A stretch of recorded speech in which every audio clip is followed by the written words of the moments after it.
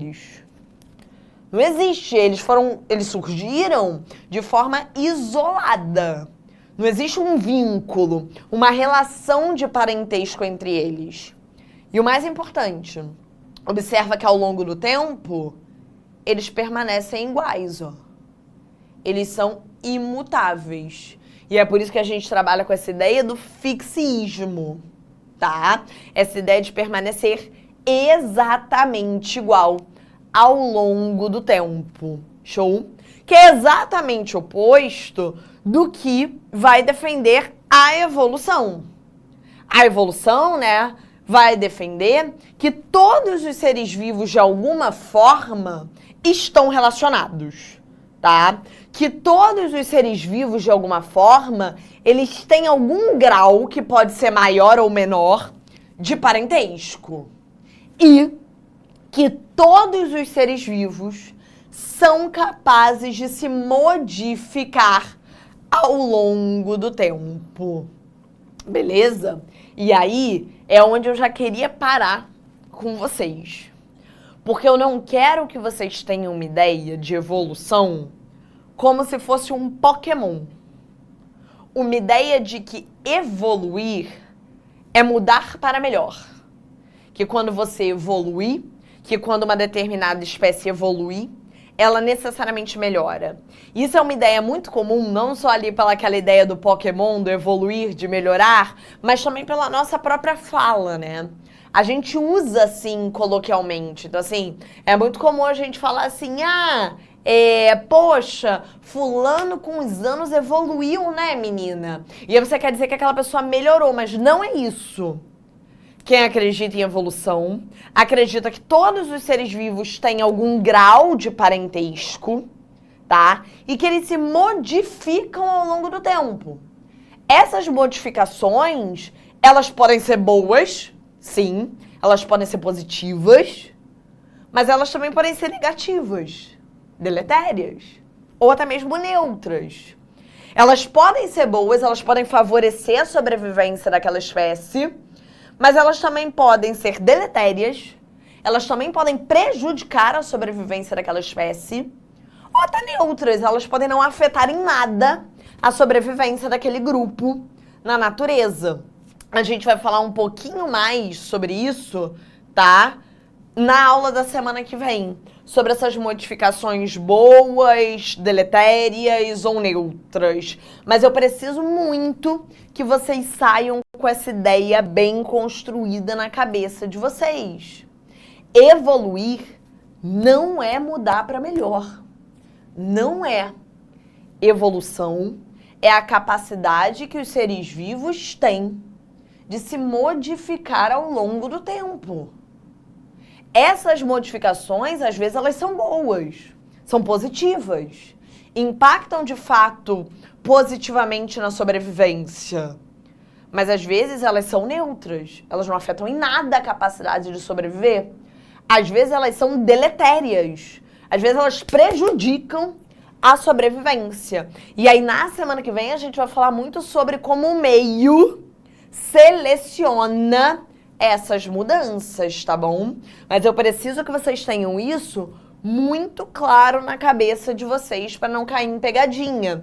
Como a questão lá do Enem, que já apareceu em 2018 ou 2019, falando sobre isso. Evoluir não é mudar para melhor. A evolução é essa capacidade que os seres vivos têm de se modificar ao longo do tempo. Beleza? A gente vai ter que analisar se essas modificações elas são positivas, deletérias ou neutras. Se elas afetam positivamente, negativamente ou não afetam em nada, não modificam em nada a sobrevivência daquele grupo no ambiente.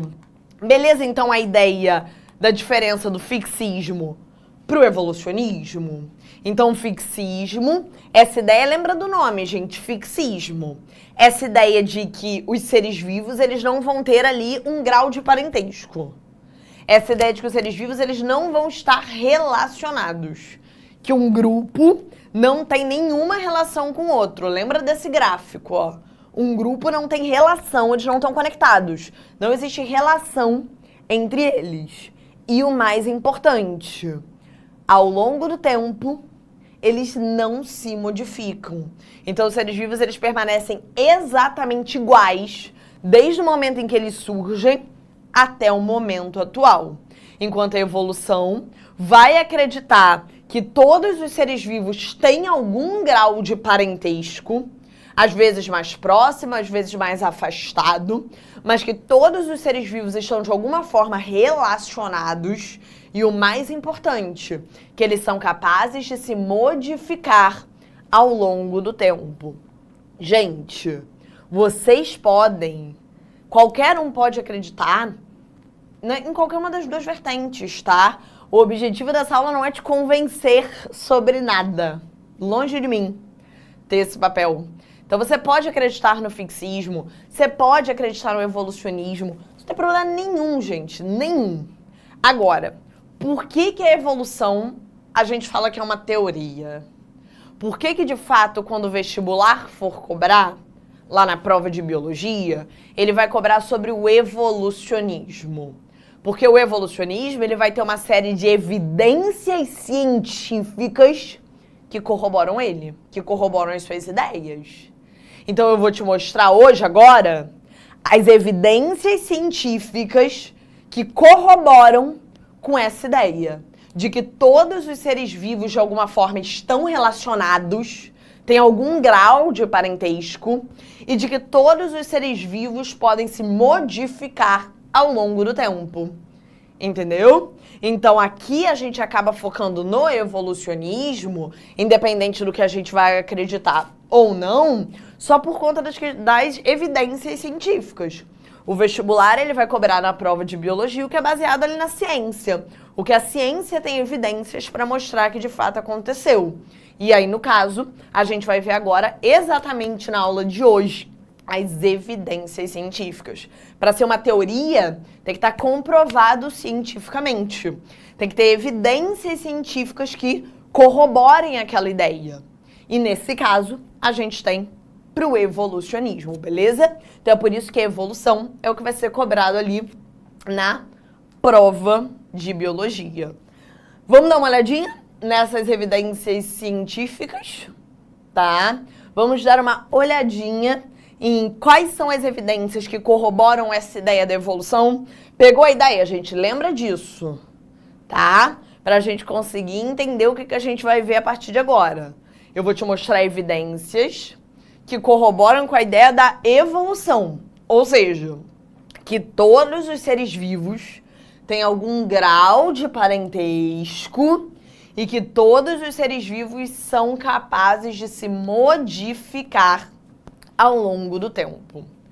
A primeira evidência da evolução, que eu acho que é uma das evidências, assim, talvez menos, cobradas, tem menos questão sobre isso, porém, é uma das que eu acho mais legais, são os fósseis, tá? Eu sempre brinco com os alunos, assim, que eu entrei muito na faculdade de biologia e eu tinha duas coisas que eu amava. Eu queria muito ir para a área da botânica. Até hoje eu gosto muito de planta, apesar de não ter ido para essa área. Sempre gostei muito. E eu era doida para fazer uma disciplina de paleontologia, que é a disciplina que trabalha com fóssil. Porque eu achava, assim, uma coisa tipo meio Indiana Jones, eu achava um máximo. Era doida para ver um fóssil, para ver como é que era, assim, acho realmente muito maneiro. Mas o que é um fóssil? Porque a gente tem aquela ideia do fóssil muito assim, pelo menos eu era assim, quando eu entrei na faculdade de biologia. Eu achava que se eu fosse estudar fóssil, eu ia encontrar lá um esqueleto inteiro de um dinossauro. E não é bem assim, tá? Fósseis, gente, são restos ou marcas com mais de 11 mil anos, tá? Pode ser, de fato, um esqueleto, tá bom? Você pode achar ali, um esqueleto, um osso, tá? De algum ser vivo que viveu aqui em épocas anteriores. Mas outras coisas também são consideradas fósseis. Por exemplo, uma pegada. Uma pegada é um fóssil. Ou, por exemplo, uma impressão que aquele ser vivo deixe numa rocha ou num substrato, também é considerado um fóssil. Então, um fóssil, eu acho que isso que é tão impactante quando você vai de fato estudar sobre isso, ele não é um esqueleto completo. Raramente, na verdade, você vai achar ali um esqueleto completo com todos os ossos, tá? Às vezes é um ossinho, às vezes é uma pegada, às vezes é uma impressão, né? A marca do corpo que ficou ali numa rocha ou num substrato. Tudo isso é considerado fóssil. Camille, por que é tão raro achar, né, um fóssil? Pô, por que eu não acho ali um esqueleto completo de Tiranossauro Rex? Por que eu fico achando só pô, um ossinho, ou uma pegadinha, ou uma impressão? Por que a gente, pô, já fica super feliz quando acha um pedacinho de osso, um osso, uma meia pegada de algum ser vivo que viveu aqui há muito tempo, né? Há mais de 11 mil anos. Porque formar um fóssil, gente, é um processo extremamente difícil, né? Para sobrar alguma coisa, para sobrar ali uma pegada, para sobrar ali um osso, primeiro que assim, partes duras costumam ser mais preservadas do que partes moles. Então, por exemplo, é muito mais fácil você conseguir um fóssil de um animal que tenha osso. Porque é muito mais fácil um osso resistir ao tempo do que uma parte mole, né? Então, em geral, partes duras, elas resistem mais do que as partes moles.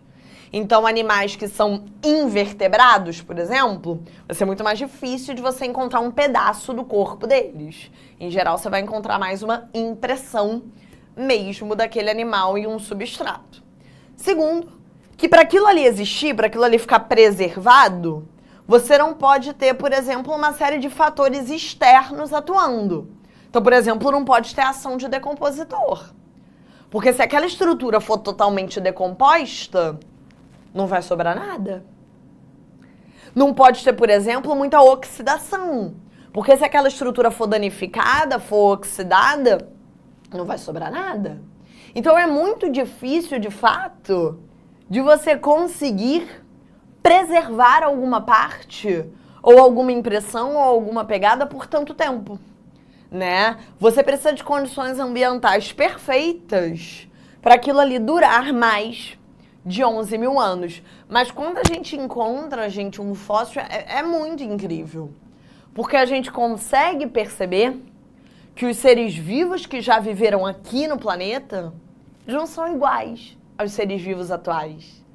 E aí, quando a gente percebe que os seres vivos que viveram aqui há mais de 11 mil anos, eles não são iguais aos seres vivos atuais, a gente percebe que existe modificação ao longo do tempo, que é a base da evolução. Lembra que eu falei que quando a gente acredita em evolução, a gente acredita que os seres vivos se modificam ao longo do tempo. Então, quando eu pego um fóssil e vejo que os seres vivos que viveram aqui há muito tempo atrás, eles não são iguais aos seres modernos, eu comprovo que existem, sim, essas modificações ao longo do tempo. Beleza, gente? Mas é difícil. Depende de muitos fatores externos para que aquilo consiga ser preservado por tanto tempo. Mas quando a gente acha, é sempre incrível, né? O estudo da embriologia. Estudar o desenvolvimento embrionário, gente, também é super importante para comprovar a teoria da evolução. Quando a gente estuda o desenvolvimento embrionário, né, quando a gente estuda a embriologia, a gente consegue observar o parentesco entre os seres vivos. A gente ainda vai ter uma aula de embriologia, mas dá uma olhada nessas imagens que eu coloquei aqui no slide, tá? Coloquei para você o embrião em alguns estágios de peixe, salamandra, tartaruga, galinha, coelho e do ser humano. Então, basicamente, a gente tem aqui peixe, anfíbio, réptil, ave, mamífero. Show? Todos são animais vertebrados. Então, peixe, anfíbio, réptil, ave e mamíferos são animais do grupo dos vertebrados. Então, a gente tem algum parentesco. Repara como os nossos embriões, especialmente ali no início da gestação, do desenvolvimento embrionário, eles são parecidos. Olha como o embrião de peixe parece com o nosso, pelo menos ali no início do desenvolvimento embrionário. Inclusive, quando a gente tiver essa aula, eu vou te mostrar que todos esses embriões têm algumas características em comum. No início do desenvolvimento, por exemplo, todos têm cauda. Repara, não importa se é peixe, se é anfíbio, se é réptil, se é ave ou se é mamífero. Pelo menos no início do desenvolvimento embrionário, olha como todo mundo tem uma cauda. Olha como todo mundo tem aqui fendas na região da faringe.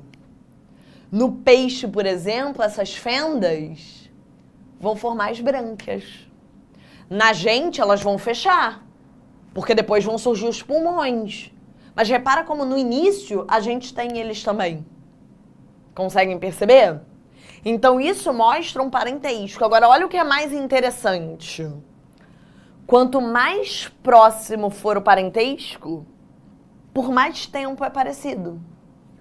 Olha como o embrião de coelho é parecido com o nosso durante todo o desenvolvimento embrionário. Porque coelho é mamífero e a gente também. A gente é muito mais próximo do coelho do que do peixe. Repara? Então, depois de um tempo, o embrião do peixe ele já não é mais tão parecido. Ele é muito parecido no início do desenvolvimento, mas depois ele vai ficando diferente. Peixe tem brânquia, a gente não tem, né? Peixe tem nadadeira, a gente não tem. Então a coisa vai ficando diferente ali. Mas, olha como o de coelho continua parecido com o nosso ao longo do desenvolvimento, ao longo da gestação. Quanto mais próximo o parentesco, mais próximo o embrião é. Mais parecido é o desenvolvimento embrionário. Então, quando a gente olha ali a embriologia, a gente vai conseguir prever esse grau de parentesco. Lembra que eu falei que quem acredita em evolução vai acreditar não só que todos os seres vivos podem se modificar ao longo do tempo, mas vai acreditar que todos estão de alguma forma relacionados, certo? Então, a gente e os peixes, nós temos um grau de parentesco. Nós somos vertebrados. Então, a gente tem alguma semelhança no desenvolvimento embrionário. Agora, com o coelho, o nosso grau de parentesco é bem maior, porque nós dois somos mamíferos. Então, a semelhança no desenvolvimento embrionário é maior também. Olha, por exemplo, réptil e ave. Réptil e ave, a tartaruga e a galinha, são dois grupos muito próximos, tá? Réptil e ave, a gente vai aprender que são dois grupos com um parentesco muito próximo. As aves, elas vieram ali de uma parte dos répteis. Olha como os embriões são parecidos. Olha como o embrião da tartaruga, olha como o desenvolvimento do embrião da tartaruga parece muito com o desenvolvimento do embrião da galinha. Isso indica um parentesco aqui fortíssimo. Então, estudar a embriologia, estudar esse desenvolvimento embrionário é super importante para a gente entender essas relações de parentesco entre os seres vivos. Entender o quão próximo ou quão afastado esse parentesco é. Beleza? Os órgãos vestigiais. O pessoal já estava perguntando, tinha alguém no chat perguntando o que eram os órgãos vestigiais. Os órgãos vestigiais, gente, são órgãos que já tiveram função, mas que atualmente se encontram atrofiados naquele grupo. Então, são órgãos que perderam a função ao longo do tempo, tá?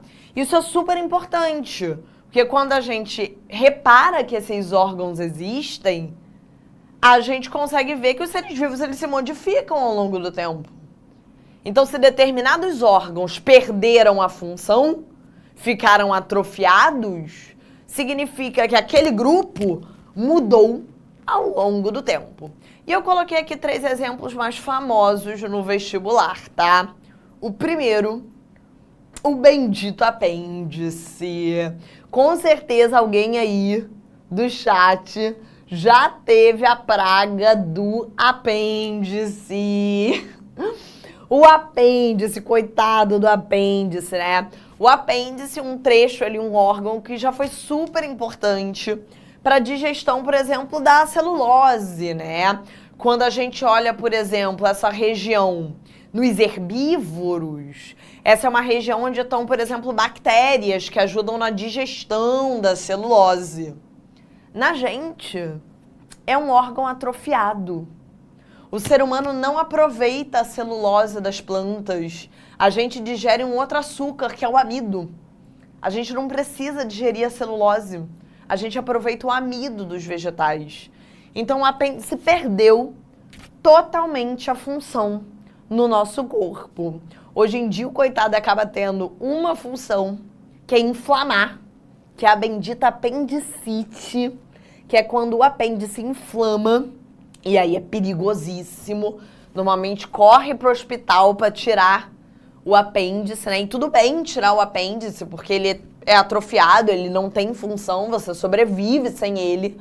E se ele estourar, se ele arrebentar, é perigosíssimo, que você pode espalhar ali fezes pelo corpo. Então, a apendicite normalmente é um Deus nos acuda, vai correndo para o hospital, cirurgia de emergência, tira logo o apêndice antes que dê problema, antes que espalhe ali fezes, mas ele já teve ali a sua função, tem função em outros grupos, como os herbívoros, mas na gente, no ser humano, completamente atrofiado.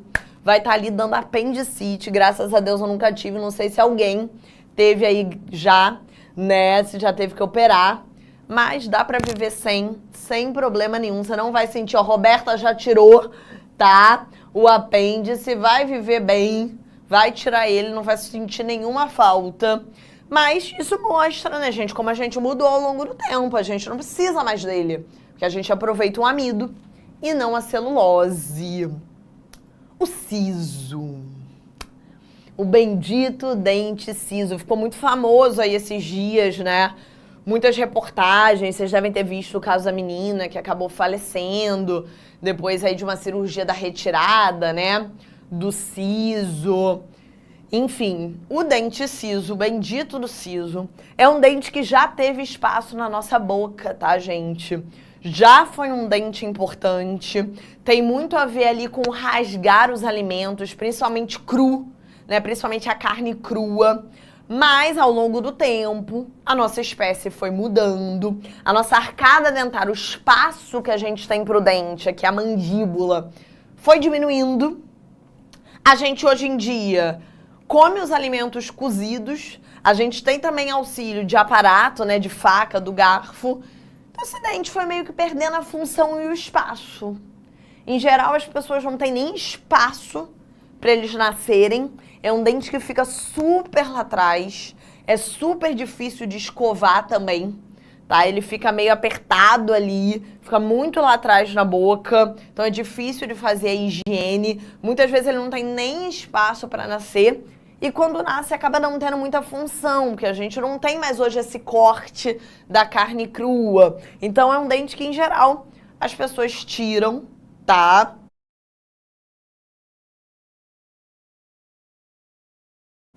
Eu já tirei 3, falta 1, meu Deus, que eu tô... Todo ano eu dou essa aula e falo que eu vou tirar e nunca tiro, gente. E é um dente que, assim, ele dá problema sempre no pior momento, né? Sempre, sempre. Mas tem que tirar, gente, quando não tem espaço. Eu não tenho espaço, claramente. Não há espaço. Eu já tirei siso, já tirei mais dente até. Eu tenho mais dente que boca, não há nenhum espaço, ainda tem um para tirar. Ele tá, inclusive, embaixo de um outro dente. O coitado não tem nem pra onde pensar em nascer. Tenho que tirar, tem que tomar vergonha na cara. Porque é isso, ele vai apertando os outros dentes, vai dando uma série de problemas. E tem que tirar, gente. Se você não tiver espaço para ele, tire logo, tá? Se você tem espaço, mesmo assim, é sempre bom dar uma olhadinha com o dentista, porque é um dente danado para dar cárie. porque é difícil de limpar, é difícil de passar o fio dental, é difícil de escovar. Então, hoje em dia, um dente sem função. Um órgão vestigial, tá? E o cóccix. Esse ossinho aqui, bem no finalzinho da coluna, danado pra quebrar. Ossinho delicado, né? Delicado, caiu ali sentado, quebra o cóccix, tem que ter bastante cuidado. Mas é um ossinho que é um vestígio da nossa cauda. Como eu mostrei pra vocês, ó. Lá no início do desenvolvimento embrionário, lá no início da gestação, o nosso embrião tem uma cauda. Porque a gente faz parte dos vertebrados. Todos os vertebrados têm cauda no início do desenvolvimento embrionário. Então, quando o embrião está começando a se desenvolver lá no útero, ele tem uma cauda. Só que essa cauda, ela regride, tá vendo? Ela vai diminuindo e fica só o vestígio dela, que é o cóccix, tá?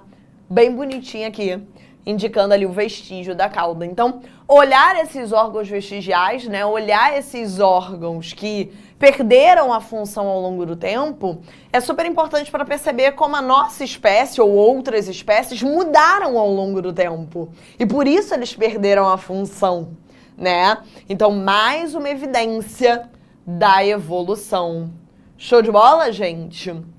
Por fim, para encerrar, o estudo da anatomia comparada. Um outro estudo muito importante, assim como o da embriologia, para olhar essas evidências de parentesco, de ancestralidade entre os seres vivos, tá? Pelo estudo anatômico, né, comparando a anatomia de dois seres vivos, a gente consegue ver a presença de dois tipos de órgãos: análogos ou homólogos. Então toma cuidado. Aqui é diferente do órgão vestigial. Para eu classificar órgãos como análogos ou homólogos, eu tenho que comparar, tá vendo? Comparar a anatomia de dois seres vivos diferentes, tá? Então, por exemplo, o que é um órgão análogo? Órgãos análogos são aqueles que não apresentam a mesma origem. Então, eles não indicam um parentesco, tá? Porém, eles têm a mesma função. Por exemplo, te dando exemplo, isso vai ficar mais fácil. Pensa na asa de uma borboleta e na asa de um passarinho. Beleza? A asa de uma borboleta e a asa de um passarinho, se eu comparar, tem a mesma função.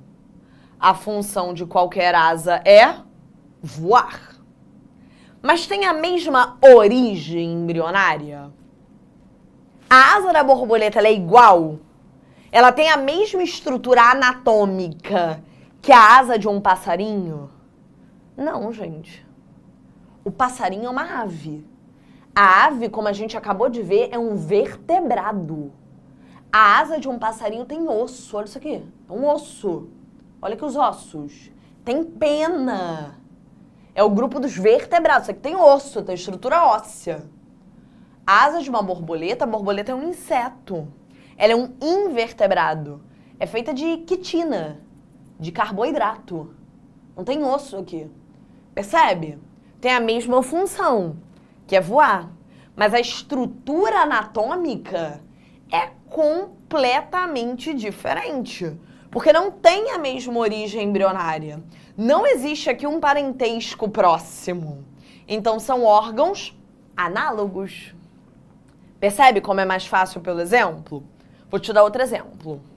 Esses aqui são os mais comuns de prova, tá? Pensa na nadadeira de um golfinho e da nadadeira de um tubarão. A função de uma nadadeira é nadar. Então, a função da nadadeira do golfinho e a função da nadadeira do tubarão é a mesma função, nadar. Porém, não tem a mesma estrutura anatômica. O golfinho, ele é um mamífero. É o nosso grupo, o golfinho é do mesmo grupo que a gente, é um mamífero. Tubarão é peixe. A nadadeira do tubarão é de um esqueleto cartilaginoso, que é feito de cartilagem. Golfinho é um mamífero, tem um esqueleto ósseo. É completamente diferente a estrutura anatômica, não tem a mesma origem embrionária. Então, são órgãos análogos. Beleza, Camila, entendi. Mas, se não tem a mesma origem embrionária, se as estruturas anatômicas são tão diferentes, aqui a gente tem uma asa feita de estrutura óssea, aqui uma asa feita de carboidrato, aqui a gente tem um esqueleto ósseo, aqui um esqueleto cartilaginoso. Se a estrutura anatômica não é a mesma, se não tem a mesma origem embrionária, por que eles ficaram tão parecidos? Por que a borboleta tem asa e a ave também? Por que o golfinho tem nadadeira e o tubarão também? Provavelmente, né? Porque esses organismos, esses seres, eles foram selecionados para o mesmo tipo de ambiente. Então, você tem indivíduos que não têm um parentesco próximo, mas que vivem no mesmo tipo de ambiente. Então, ficam muito parecidos.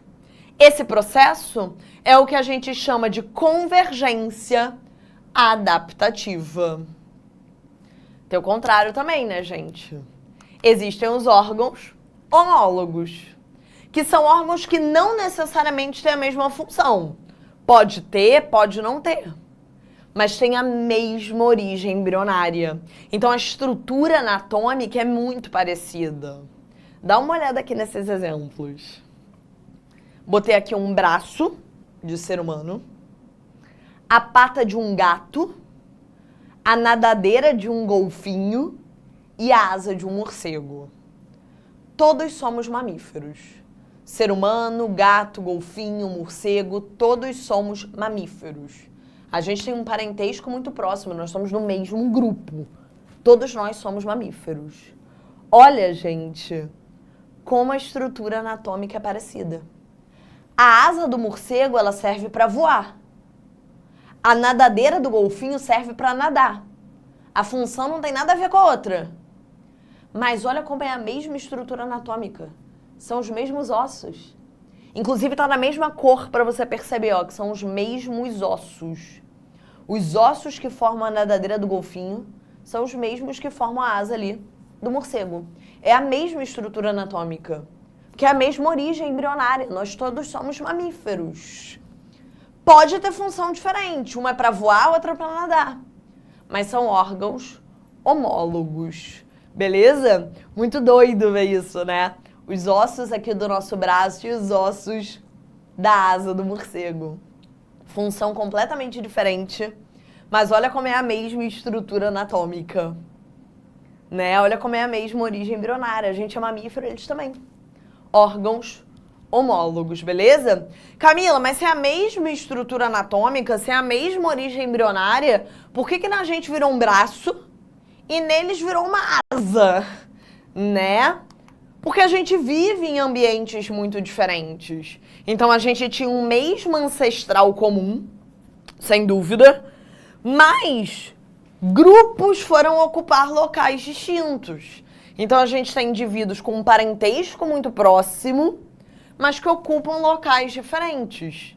Então, vão acumulando características diferentes, que é o que a gente chama de irradiação adaptativa. Tranquilo, gente? De boa? Vamos fazer só umas 2 questõezinhas? Só para vocês verem como cai? Ó, primeiro, essa aqui de fóssil.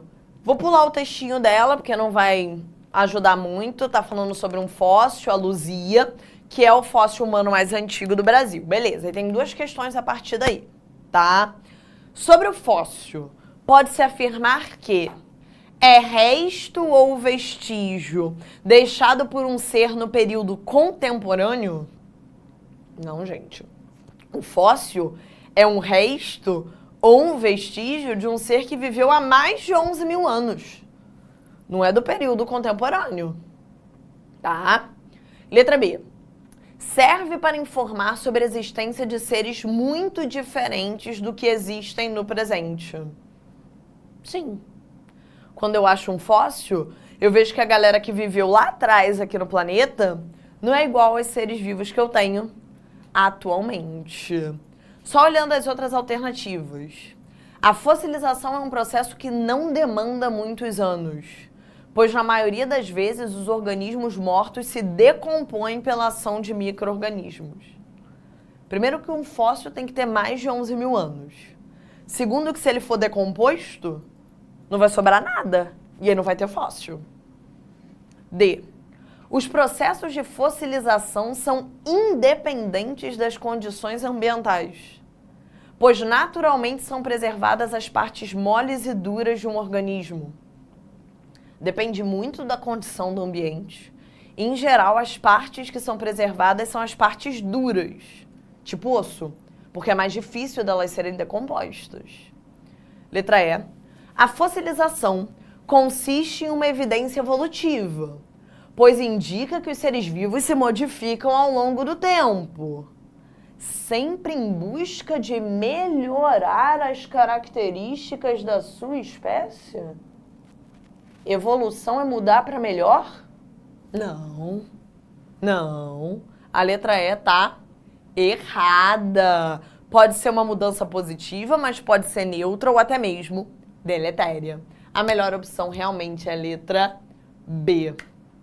Beleza, gente? Eu vou deixar as outras para vocês tentarem. Não vou fazer não, porque não vai dar tempo, a gente vai acabar atrasando. Mas façam, tá? Eu fiz um material cheio de questões para vocês praticarem. Todas têm gabarito. E é super importante vocês tentarem para na semana que vem a gente falar de Lamarck e Darwin. Entrar nas teorias evolutivas. Um beijo, até terça e tchau! Assista nossas aulas a hora que você quiser. Vem com o Pro, o cursinho online que mais aprova no Enem. Assine em proenem.com.br.